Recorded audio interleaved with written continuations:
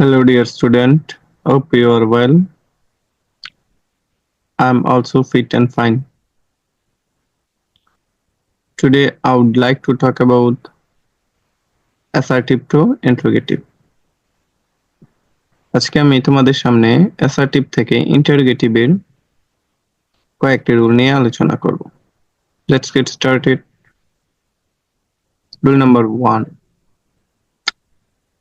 If assertive sentence has auxiliary verb or modal auxiliary verb, then the interrogative structure is অর্থাৎ if assertive sentence has auxiliary verb or modal auxiliary verb, যদি assertive sentence এ auxiliary verb অথবা modal auxiliary verb থাকে, তবে interrogative করার স্ট্রাকচারটি হলো আমরা শুরুতে auxiliary verb লিখব অথবা modal auxiliary verb লিখব।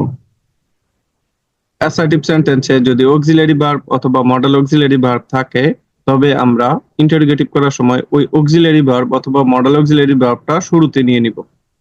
তারপরে অক্সিলারি ভার্ব অথবা মডেল অক্সিলারি ভার্ব যদি পজিটিভ থাকে আমরা নেগেটিভ করব, আর নেগেটিভ থাকলে অ্যাফার্মেটিভে রাখবো। অর্থাৎ যদি অক্সিলারি ভার্বটি নেগেটিভ থাকে আমরা অক্সিলারি ভার্বটিকে নেগেটিভ করে নিব, আর যদি নেগেটিভ থাকে তাহলে আমাদের নট যুক্ত করার দরকার নেই। অর্থাৎ অক্সিলারি ভার্ব শুরুতে লিখব, তারপরে সাবজেক্ট, তারপরে ভার্ব, অবজেক্ট, শেষে ইন্টারোগেটিভ চিহ্ন। তো চলো একটা এক্সাম্পলের মাধ্যমে বিষয়টা বোঝার চেষ্টা করি। এখানে দেখো একটা সেন্টেন্স লেখা আছে, একটা অ্যাসার্টিভ সেন্টেন্স দেয়া আছে, he is a good boy. He is a good boy, একে আমরা ইন্টারোগেটিভ করব। এখানে পাশে দেয়া আছে ইন্টারোগেটিভে রূপান্তর করার জন্য বলছে। এখানে দেখো, এখানে আমরা জানি ইজ হচ্ছে অক্সিলারি ভার্ব, নাকি? অক্সিলারি ভার্ব আছে, এই ইজটা আমরা এইখানে যখন ইন্টারোগেটিভ করব সেন্টেন্সের শুরুতে আনবো, এবং ইজটা যেহেতু আবোধক, দ্যাটস ওয়াই আমরা ইজ এর সাথে নট যুক্ত করলাম। তারপরে সাবজেক্ট, এই সেন্টেন্সের মধ্যে সাবজেক্ট হচ্ছে হি, আমরা এখানে সাবজেক্ট হি লিখলাম। তারপরে এ গুড বয়, অর্থাৎ আমরা অক্সিলারি মডেল অক্সিলারি ভার্বটা শুরুতে নিলাম, তারপরে অক্সিলারি ভার্বটা যেহেতু হাবোধক আমরা নাবোধক করলাম, তারপরে সাবজেক্ট, আর তারপরে রেস্ট অফ দ্য সেন্টেন্স অর্থাৎ সেন্টেন্সের বাকি অংশ।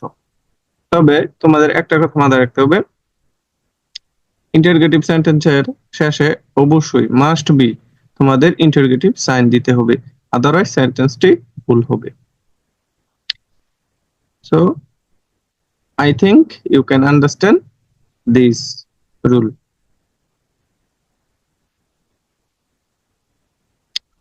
Rule number 2.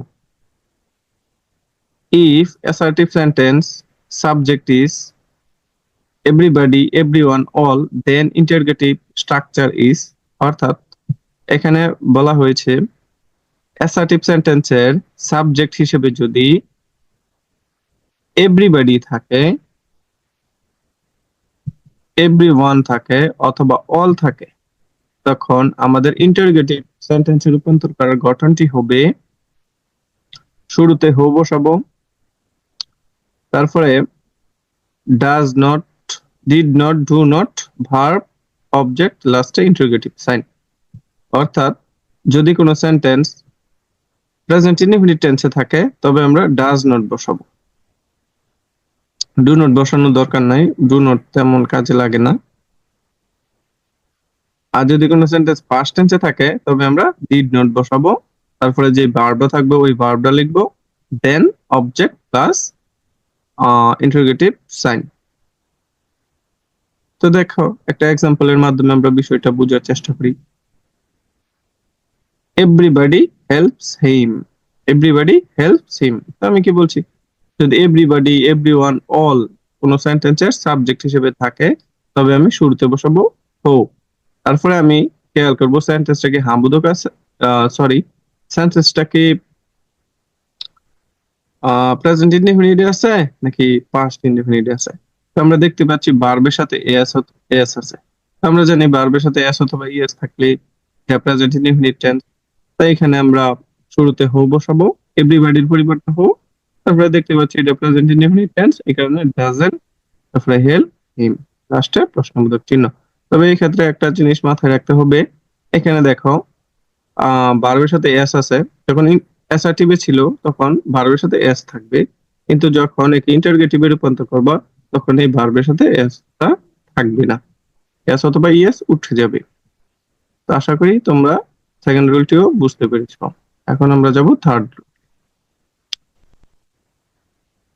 If assertive sentence subject is nobody, no one, none, অর্থাৎ অ্যাসার্টিভ সেন্টেন্সের সাবজেক্ট হিসেবে যদি নোবডি, নো ওয়ান, নান এই তিনটি সাবজেক্ট হিসেবে থাকে, তবে আমরা ইন্টারোগেটিভ করার সময় just no one, nobody, nobody, no one এবং নানের পরিবর্তে জাস্ট হো বসাবো, তারপরে verb rest of the sentence, অর্থাৎ নোবডি, নো ওয়ান, নান এই তিনটি সাবজেক্ট থাকলে সাবজেক্টের পরিবর্তে আমরা হো বসাবো, তারপর সেন্টেন্সে যা থাকবে তাই বসাবো এবং সেন্টেন্সের শেষে একটা প্রশ্নবোধক চিহ্ন দিয়ে দিব, তাহলে সেন্টেন্সটি অ্যাসার্টিভ থেকে ইন্টারোগেটিভ সেন্টেন্সে রূপান্তরিত হয়ে যাবে। তো দেখো একটা এক্সাম্পলের মাধ্যমে বোঝার চেষ্টা করি। Nobody believes a liar, nobody believes a liar একে ইন্টারোগেটিভ সেন্টেন্সে রূপান্তর করার জন্য বলছে, এখানে আমরা জাস্ট নোবডির জায়গায় হো বসিয়ে দিব, তারপরে যা আছে তাই লাস্টে প্রশ্নবোধক চিহ্ন। তো আশা করি তোমরা ইন্টারোগেটিভ এর এই তিনটি রুল ভালোভাবে বুঝতে পেরেছো।